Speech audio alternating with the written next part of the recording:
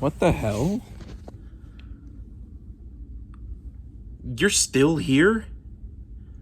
I haven't made a video in 5 years. Have you been here this whole time? I mean, I have missed making videos. I guess I could make another one. Would you like that? Whoa, okay, okay. It was actually going to be about Pokemon Scarlet and Violet. Whoa, hey, where are you going? All right. Oh, back in. Okay, all right. Well, you can stay there. That's fine. I think my camera just left me. And I know what you're asking. If that's the case, how are you filming this right now? And I don't have an answer because I didn't think of that when I wrote that little skit. So, shut up. Please shut up. Thank you. I hope that worked. That is right, baby. We are back with that high quality content that this channel has always been known for. So without further ado, I recently made a list of 100 video games that are on my backlog. And by backlog, I mean games that I've had every intention of getting to, but just haven't yet. And by recently, I mean 8 months ago.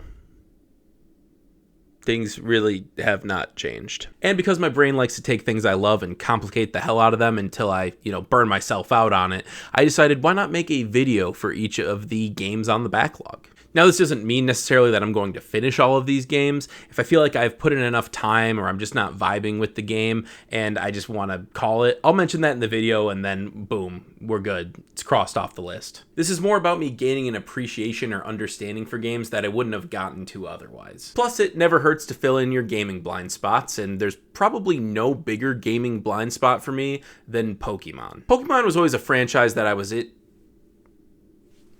Wait, this is Elden Ring. 1 second.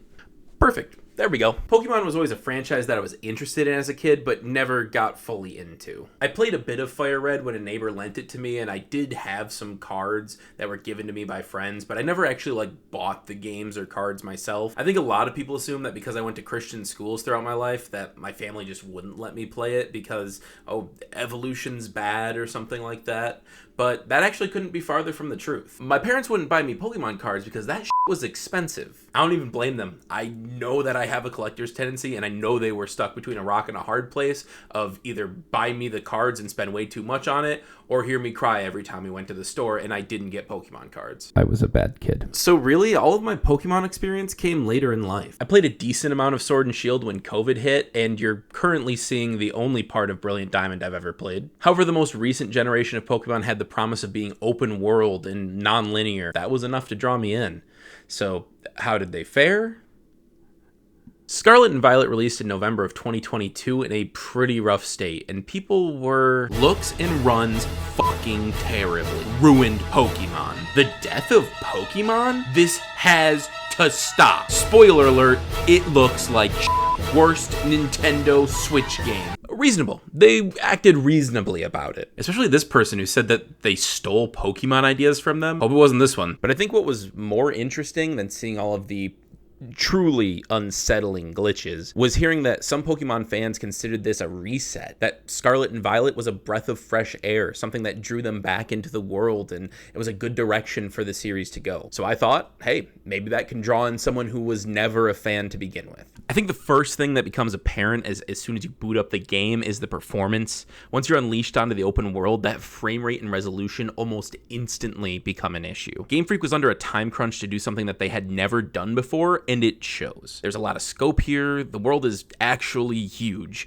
but extremely empty. And that feeling of emptiness isn't helped by the fact that you can't see Pokemon unless they're right in front of you. I think a lot of people blame this game's performance issues on the Nintendo Switch's aging hardware, and while I think that certainly didn't help matters, I would also like to point out that I have played Breath of the Wild, okay? And that game has some frame rate issues too, but it at least looks better than this. I, no joke, thought I bought a busted capture card when I got my system set up to record and saw what the game looked like, but turns out the game just kind of looks like that. However, once I sat those performance issues aside, I found that I was actually really enjoying my time exploring the Paldea region. The game gives you 3 main quests and then lets you set off on your own to make your own adventure. One of the quests is, of course, besting all of the gym leaders, but on top of that, you have a list of Titan Pokemon to take down and Team Star bases as well. And Team Star, it's the region's gang of ne'er-do-wells, kind of like Team Rocket. But you have these bases to stamp out, and don't worry, we are going to talk more about these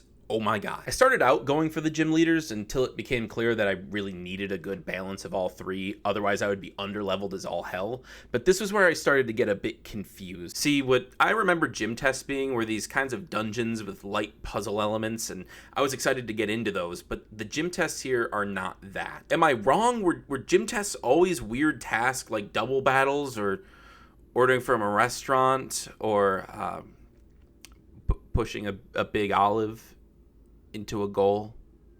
Because if that is the case, I hate gym tests. Those sucked. Thankfully, once you actually get to the gym leaders themselves, their fights are actually pretty challenging and made it so I couldn't just steamroll with my grass starter. And honestly, I enjoyed the character designs and writing for most of the leaders as well, which makes it all the worse that there's no voice acting. Wait, this was made in 2022. I must not have been reading that right. There's no voice acting? It is such a baffling decision, and one that robs the world and its characters of a lot of life they could have had. This is no more evident than in the fight with the ghost gym leader, who was a rap battler. Like, she literally has a rap battle right before you fight her, and what could have been a goofy, fun scene isn't nearly as fun as it could have been, especially because some of these bars actually slap. I mean, the Drake and Kendrick beef has nothing on this. We deserved to actually hear these rap. I mean, do I even have to say it? Bars. Of course, there's also other trainers out in the world that you can battle for money and bragging rights over whose Pokemon can brutalize the others better. And while they were all fairly simple, it was at this moment that I realized just how broken the camera could get in fights that don't have predetermined locations. Like, sometimes you and your Pokemon just won't be on the screen. Other times you'll be staring at the ground for the whole fight. And then there was this guy who just, kinda reminds me of someone. Nice argument, Senator. Why don't you back it up with a source? My source is that I made it the f*** up. So it was right around this point that I got it in my head that I want to be the very best. Like no one ever was. To catch them all was my test. I don't know the words to the song. But I was going to catch them all, essentially. That's what I'm getting at here. Now I know what you're saying. This is an impossible task. Jacob, you will never follow through and finish this. But guess what? The joke is on you. I didn't catch them all. Yeah, you are correct. I capped out around 300, and considering there are 400 in the base game, I feel like I did pretty good. But I honestly probably enjoyed this aspect of the game the most. There's something so calming about running through an open field, catching every Pokemon in sight as they slowly pop in right in front of you. I think removing the random battling did a lot for my enjoyment of the game, because I don't think I would have even thought about catching all the Pokemon if there was even a chance I wasn't going to get one of the Pokemon that I was looking for. And of course, because I was looking to complete the Pokédex, that also meant evolving some of the Pokemon that I caught as well. Most of them had pretty straightforward evolution parameters, but others were a complete pain. Like take this Bramblin guy, for example. Do you have to level him up to evolve him? Yeah, you have to level him up to level 18. And walk 1,000 steps with him. That's right, 1,000 steps with a Pokemon who, let's be frank, sucks in both design and ability. So how did I finesse the system? By running around in a circle for 10 minutes straight. But hey, it was all worth it for one of the stupidest Pokemon I have ever seen. Anyway, we should probably move on to the next pillar of the open world, the Titan fights. These are colossal versions of Pokemon that already exist in the world and are meant to be challenging boss fights that... Oh my god. So I guess in my quest to catch them all, I might have become completely over-leveled for these. Oops! But even with the challenge of them completely removed, and oh, he's dead. Nice. Even with the challenges removed, there were still reasons to complete these quests. Like, they gave traversal upgrades for your rideable legendary Pokemon, which is kind of demeaning, but fine. Or for the story of your friend Arvin, who wants to defeat the Titans so he can find the best picnic materials in the world. Okay, there's actually quite a bit more to his character. It turns out he wants to find these ingredients because he has a feeling that they might heal his sick dog. And I may be a 28-year-old adult playing Pokemon, but the conclusion of this story made me cry. Someone send help. There is something wrong with me. Alright, so I out-leveled the Titan fights. But did I out-level the gyms? Yes, I did. But did I out-level the Team Star bases? Yes, I did. However, I found that a few of the Star bases still managed to provide a bit of a challenge, especially the fighting type base. Now, this can almost exclusively be attributed to me not giving a damn about the type matchups and letting whoever I had in my party at the time take on a base they almost certainly were not equipped to fight. Oh, yep, there goes my Meowscarada in one hit. Perfect. And while these fights were at least challenging, there is isn't much in the way of variety here. Each of the gang leaders has a car that they ride in with a Pokemon for an engine, which feels unethical, but we're more interested in the bullying in the school instead of the rampant animal abuse within Team Star's ranks. And while this was a pretty cool visual the first time I saw it, it ran, or should I say drove its course very quickly once I realized that each of the 5 leaders rode a pretty much identical car. And that's without even mentioning the lead up to these fights that were some of the most dull things I've ever done in a video game. And I pushed that olive earlier. For each of the bases, you're required to defeat 30 Pokemon from the lowly grunts. Now, are you expected to do this in an almost survival/stamina match, which you use each of your Pokemon to survive the dangerous gauntlets being thrown your way? Yes, and it is awesome. Oh, I'm sorry, I actually meant no, because that would have been really cool. Instead, what you do is you take the top 3 Pokemon on your team and run around a barren camp, throwing them out to auto-battle the Pokemon that are roaming the area. But of course, that would be too easy, so what do we do to balance the challenge? Why not add a 10-minute timer to the whole affair? Why not? How about because it's stupid? Of the 5 bases, I'm not sure one of them took me more than 2 minutes to complete. And I already know what you're saying. 2 minutes, that doesn't seem like something worth complaining about. It was just 2 minutes, Jacob, you're being too harsh. But 2 minutes spent in complete boredom in a game feels like an eternity. And sure, maybe my brain has been rotted by instant gratification in TikTok. But if 2 minutes really isn't that bad, let's do it. Right here, right now. Sit here in silence for 2 minutes. We're not going to do that because I don't want you to click off the video, but you get the idea. And as far as that bullying plotline goes, it never really hits the same highs as Arvin's story, as it's played more for laughs than actual emotional resonance, like with Clive clearly being the headmaster of the school from the start, or the quirky characters of the Team Star leaders. It ends in a sweet place, but certainly wasn't gripping at any point. Plus, the rewards for clearing these camps were just TMs that you can use to teach your Pokemon new moves, which I'm sure are good, but I never bothered with. Look, I never learned the type matchups. Did you think I was going to bother with TMs? So right around this point was when I decided I was going to be done with Pokemon Scarlet. I had my fun, but after about 45 hours of these repetitive and oftentimes completely undercooked quests, I thought it was finally time to hang up my stupid looking hat and ride my legendary Pokemon off into the sunset.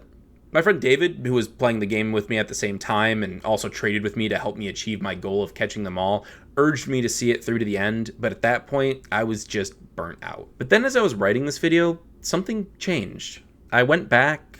At first, it was just to pick up some extra footage, but then I found myself completing the rest of the Team Star's objectives. And then I did the Ghost Gym, which, again, bars. And then the Ice Gym. And that is when I finally decided, come hell or high water, I was going to finish a Pokemon game, damn it. Catching them all? Out the window. Looking for trainer fights in the open world? Forget about it. Caring about being on pace with where the game wanted me to be? Screw it. Level 80 Lucario. I was gonna do this on my own terms, okay? Pokemon was not going to beat me. I plowed through the rest of the content the game had to offer. I destroyed the Elite Four, and I took down Champion Gita without a second thought. And I became the Pokemon champion of the Paldea region. And to finish it off, I had one last fight with my best friend and rival, Nimona.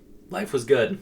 I had finally beaten a Pokemon game. Just kidding, this is a Nintendo game in the year of our Lord 2022, so you know there's a hell of an endgame to this bad boy. This is split into 2 categories that are very unequal in how interesting they are. Starting with the least interesting first, all the gyms, titans, and bases are now open again for business and are significantly more challenging now. I started by going back to the fighting type star base, and you already saw how that went for my Masquerada. The good part about this is, okay, there goes Halucha. Thankfully, when you return, you don't have to complete the same gauntlet from before. Lucario too, huh? Which is nice, because I don't think I would have even bothered with it if that was the case. Damn it! Gengar! Tyranitar! Gaviel, no! Thankfully, you don't have to complete this part of the endgame to see the second part, otherwise this video would have been done right now. No, instead we can continue on to explore the giant crater in the middle of the map that's been staring us in the face from the beginning. And, oh my god, this should have been the majority of the game. You get to explore a dangerous and mysterious location with your 3 friends you met along your journey, and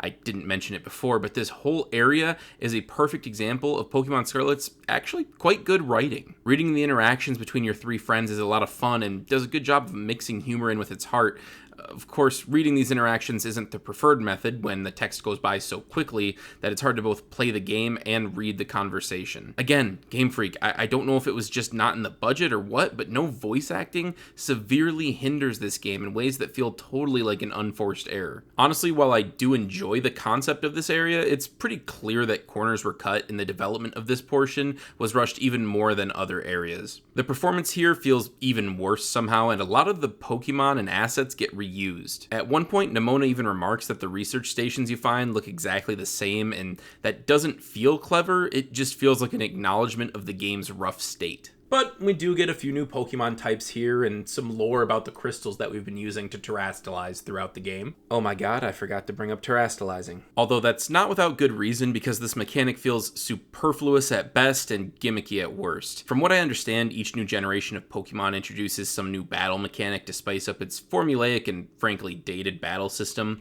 Sword and Shield had Gigantamax, which sized up your Pokemon to take on Godzilla, and Scarlet and Violet have terastalizing, which turns your Pokemon crystal, I guess. This was pretty stupid even the first time I saw it, but all of that would be worth it if it was a useful mechanic in battle, which it isn't. It's meant to change your Pokemon into whatever Terra type it is, boosting that move type in the process, but level 80 Lucario, so I feel like there's a glimmer of a good idea here, being able to switch up your Pokemon's type on the fly to take advantage of a type matchup, but it never feels necessary in the slightest, and the animation is way too long for how underwhelming the end product is.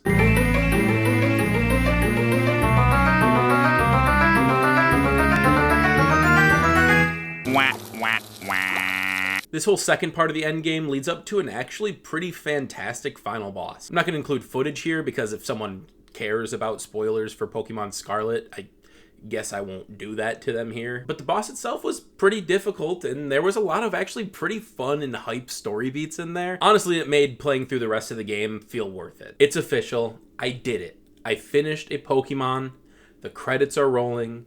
Ed Sheeran is singing a song over the credits for some reason. I feel like my journey with Pokemon Scarlet did actually help me understand the love that people have for Pokemon, warts and all. Pokemon Scarlet is a rough game that feels unfinished at times, but if you're someone who grew up with Pokemon and you've always had that fantasy of being your own Pokemon trainer and going out and catching them all and taking on the gyms, this game probably gets the closest to actually fulfilling that fantasy. However, as someone who didn't grow up with the games, I never really had that fantasy, so I don't think this will ever mean nearly as much to me as it does to other people. But I'm happy I saw it through to the end and can finally say that I've beaten a Pokemon. Oh my god, there's more! Turns out to get the last bit of story content, you need to beat all 8 gyms again at a higher level. I will not let Pokemon beat me. Prep for the gyms. Travel to the other gyms. Oh, hey, they hit hard now. Finish the gyms. Head back to town. Finish the story. I have to finish the story. Okay, so barring any 4th endgame, I can finally say that I have beaten a Pokemon game. Okay, yep, nope, I did it. Cool, perfect, we're good. I'm out.